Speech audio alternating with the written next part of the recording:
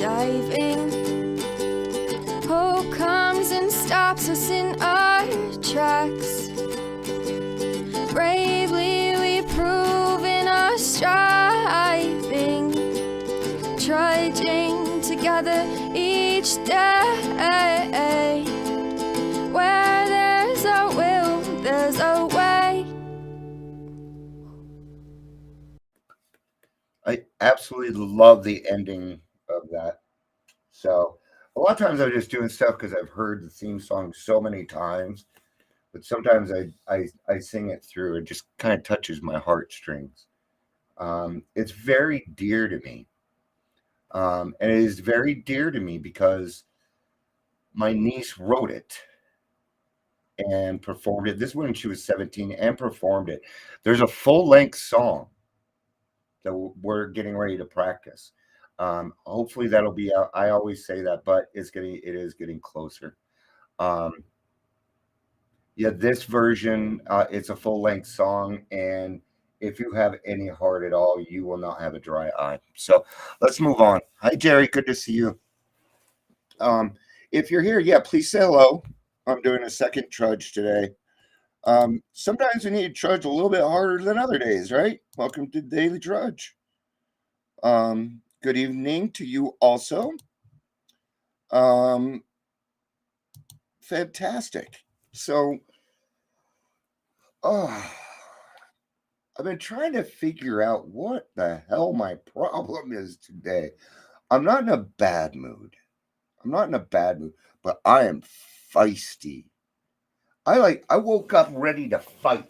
Not physically fight, but fight. Um, I don't know what it was about my dreams last night. Right? But when I get like that, what I really need to ask myself is, okay, Dion, why are you feeling this way? What are the intentions? What is going on? And I need to take a look at that, right? There was a fear. There was a huge fear there, and I didn't see it. And it didn't hit me till about 15 minutes ago that yesterday was a very fearful day for me, and I didn't think about it. And I think my subconscious knew that. Because I was scared that it wouldn't work. I spent 2 years putting it together. Um, and the way that it's supposed to work is it's just supposed to be seamless. Okay. And I'm amazed. People are always, and it's not like it's easy to get people in places, but once you start talking to these people and they get to know you, um, the resources that I have trust me. So when they ask me a question and I answer it, they know that it's correct. And and that is because they're aware of what I'm doing. But I wanted to get into the fear portion because it's been popping up a lot lately. And so I figure I'd talk about fear itself and what it's about.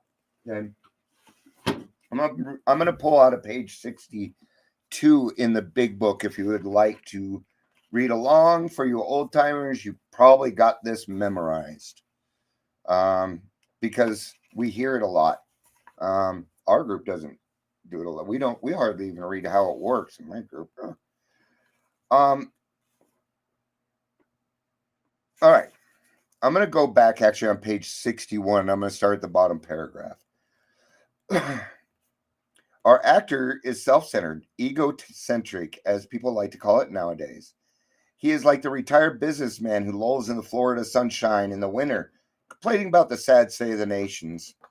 The minister who sighs over the sins of the 20th century, politicians and reformers who are sure all would be utopia if the rest of the world would only behave.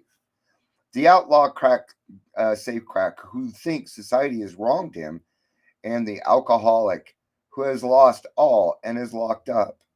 Whatever our protestations are not most of us concerned with ourselves, our resentments, and our self pity.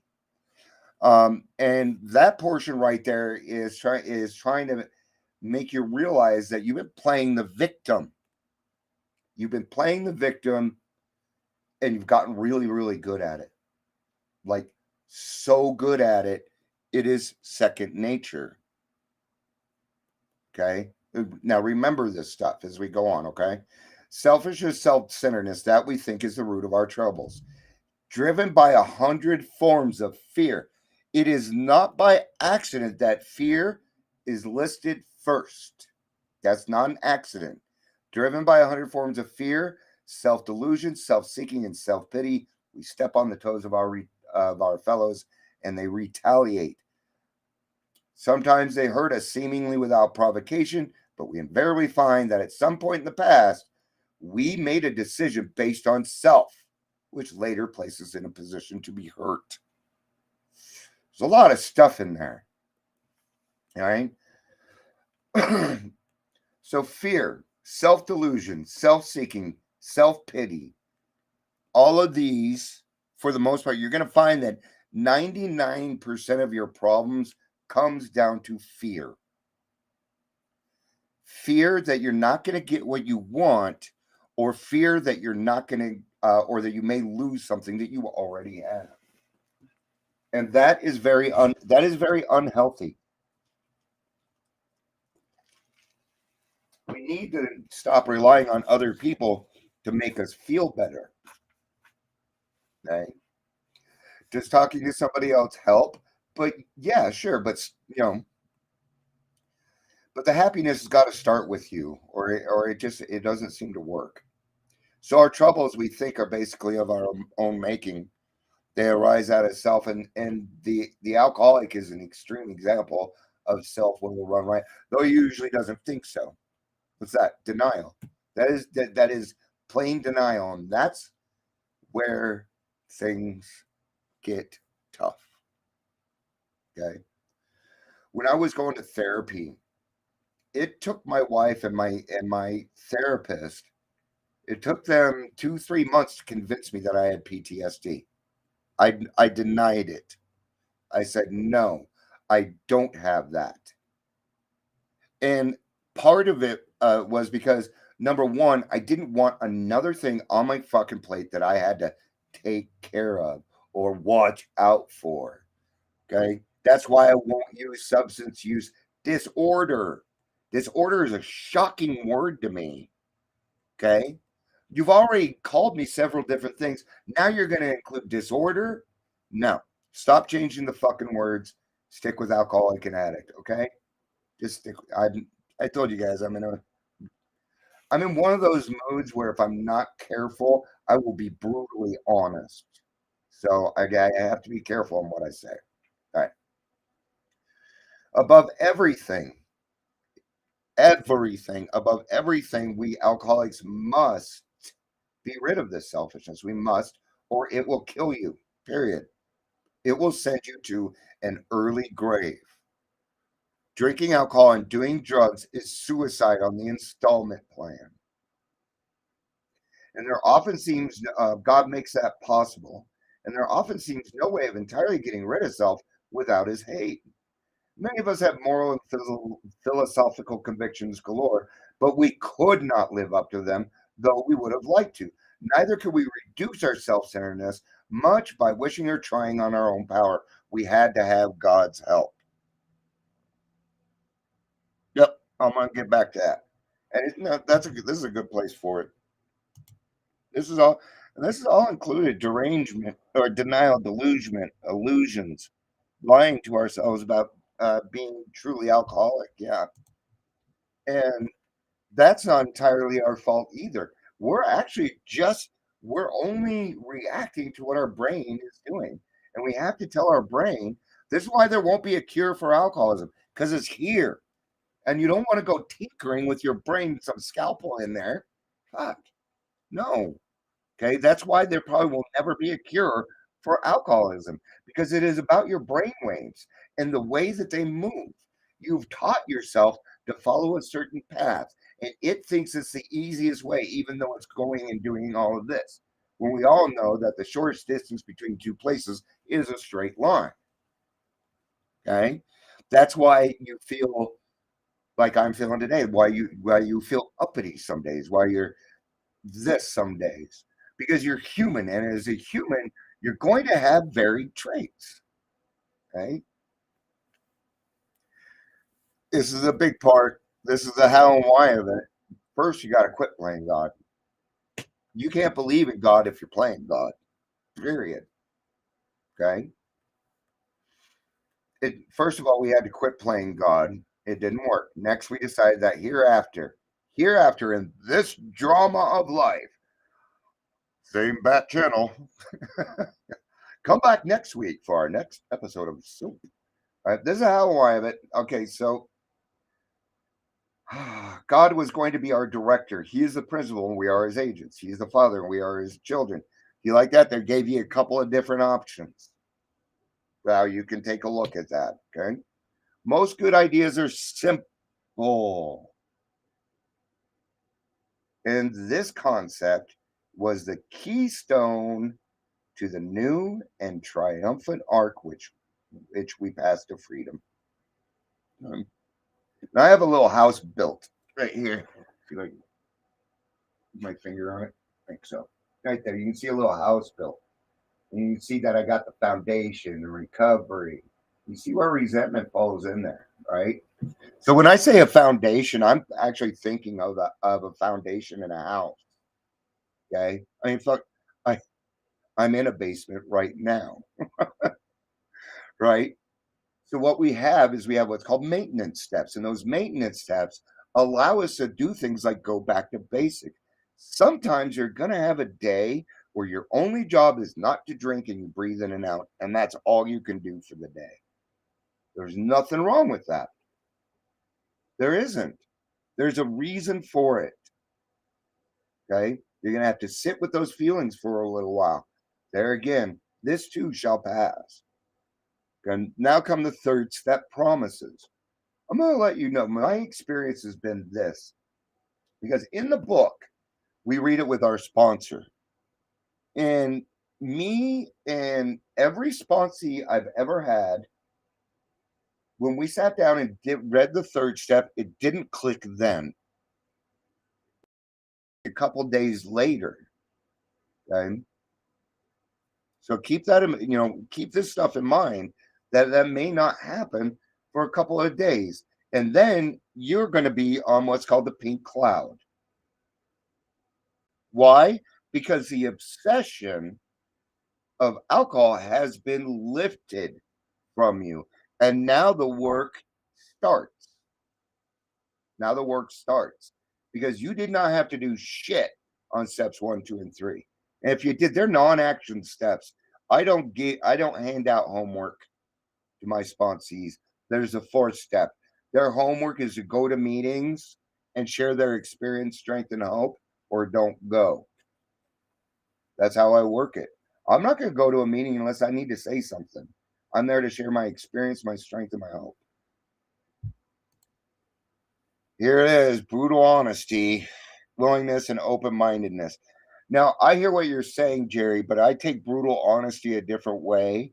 But I hear what you're saying. You're saying total honesty with yourself. We are working every day to keep spiritually fit, constantly asking our higher power for help when struggling through our defects of character. Do you reach out to God when something good happens? Thank you for that, Jerry. And I'm not going against what you're saying. You're absolutely correct on that. We've only just begun after step 12. Yeah, you're learning that, huh? That's one of the things that we don't really keep it secret, but it's like people just don't believe you till it happens. Okay. The work starts at step 12. You've been a student since then. That's why I tell people the first year is yours. Be selfish about it. Not this kind of selfish that we're talking about. Okay. Get to your meetings, talk to people, grow fellowship, man. Go hang out with other people like you. All right. So when we sincerely took a position, all sorts of remarkable things followed. These are extremely important. And not only are the promises, they are directions. Everything in here is a direction. Okay. So I want you to listen to this paragraph as a direction. When we sincerely took a position, all sorts of remarkable things followed. We had a new we had a new employer, that being the big HP. Being all powerful, he provided what we needed if we kept close to him and performed his work well. Hmm? Established on such a footing, we became less and less interested in ourselves, our little plans and designs. More and more, we became interested in seeing what we could contribute to life. As we felt new power flow in, as we enjoyed peace of mind, as we discovered we could face life successfully, as we become conscious of his presence, we began to lose our fear of today, tomorrow, and hereafter. Here is the biggest direction: we were reborn. So, when you're reading through promises, ask yourself, is this stuff happening? Because if it is not happening, you miss something. Because this is what should happen. Okay. Now we're at step three. We weren't at step three yet. Those are step two promises. They're not the, I don't see where third came before it. So that means we're in the second step, right? Nah, nah. I think I'm wrong on that. I think I'm gonna recant. I don't think that's right. So so we're now at step three. Many of us said to our maker, as we understood him. That is italicized, not your sponsor. Your sponsor is not your higher power ever at all. None. Nor will I let you borrow my higher power. It will get you drunk. Yes, total honesty. Yes, I say thank you for helping me, or so when I receive anything. Yeah, thank you, God. You guys take 2 seconds. Thank you, dude. That was awesome. When I finished yesterday, I went walk. I was on my way in my car. I was praising God on the across street. I know people heard me. I don't care. I will never apologize for being reliant on my higher power. I find that as each day goes by and I do this more and more, I have less and less things to apologize for. Okay. So stick with your program. And when we do get in these spaces where we're feeling, maybe we're having a pity party. Hey Gary, good to see you, dude. Maybe we're having a pity party. There again, that's going to be fear. That is fear in and of itself. A pity party, right? My suggestion on that is give it a time limit. This is a trick my mother told me when I was like 18, 19, something like that. And I've used it, and I've used it a lot. What I do is I give it a time limit. Okay. I could be upset about it for the next 5 minutes, and then I got to get on with my day. But the secret is after 5 minutes, I got to go do something. Okay. So if you're feeling that way, nothing so much works as intensive work with other people. Other people, not just alcoholics. Having a pity party, go outside, go to the grocery store, man. You're going to see somebody that has it worse than you. Actually, let me correct that. I'm sorry. You're going to see somebody that you can help, right? Because they're a child of God and they're no different from you. So, what are we really talking about here? What we're talking about is treating other people with tolerance, kindliness, and love. But in order for you to receive that, you must give it first. Okay? Not the tolerance. All of us are tolerated when we first get in here. All of us. There's not one of us that isn't tolerated when we first get here. This is my first day, and I didn't tell you about my weekend. But we listen, don't we? We listen. We don't. I don't know about other groups, but we don't cut those people off. We let them talk. If that person talks for 30 minutes, Hallelujah. In our group, that doesn't matter. Sure, get it off your chest. We will do what we can to help you because the group's primary purpose is to carry the message to the newcomer. It doesn't say sit in the meetings and wait for newcomers to come to you. Told you I'm in a. You got to go out and get it. When you hit step 12, you must put your own action into place and you got to go out and get it, man. And when you start doing that, you will become a force. You will. And it's okay. It's okay to feel that way. Just don't let it go to your head. Always, this is what I do. Anytime I do something that deems credit, I throw some humility in there and see how I feel about it then. No, why not? Why not throw some humility at that and see where it ends up? Where does Dion really need the credit? I already gave myself credit. I don't need it anymore. Right? It is nice to hear other people backing me in what I do. That does feel nice because doing this alone sucks. And you shouldn't be alone. You shouldn't be feeling alone anymore. That should be gone. Selfishness, self-centeredness, that we think is the root of our troubles. Driven by 100 forms of fear. So keep an eye out for what the problem actually is. Because if you can narrow it down like that and you're like, yeah, I'm afraid of losing something. Now that you're aware of it, you can let it go. Right?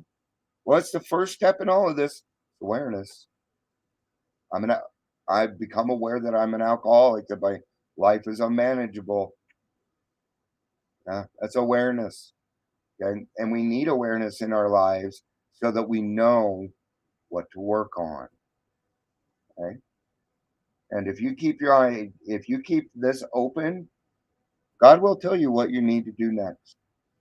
In the beginning, it's kind of hard. That goes right over our head, and our sponsor will say, "Hey, God just sent you a nugget, and you're pooping on it, so stop it." Right? Because we're reactive. Right? You will probably be the last person to see any change in you in the beginning. After a while, your changing is going to become intentional. So instead of changing and saying, "Oh, I became this person, it was cool," you have intentions now. I'm going to change this. And that becomes something much different. I was just talking to a guy, and he said, the thing that I appreciated from you is that you didn't want nothing from me. He's like, I kept waiting for you to ask me for something. And the other part, he said, I appreciate that you made me do some of the work. Thank you. You know, that was a great phone call. Just to hear that. And that, my friends, is how you do you think that's a sign? It's only been 24 minutes. Oh, my battery's dead. I think that's probably a good place to go ahead and close it. God's like, Dion, shut up. All right, guys, I love you. I really do. Thank you for being here. I appreciate everybody. Peace out and have a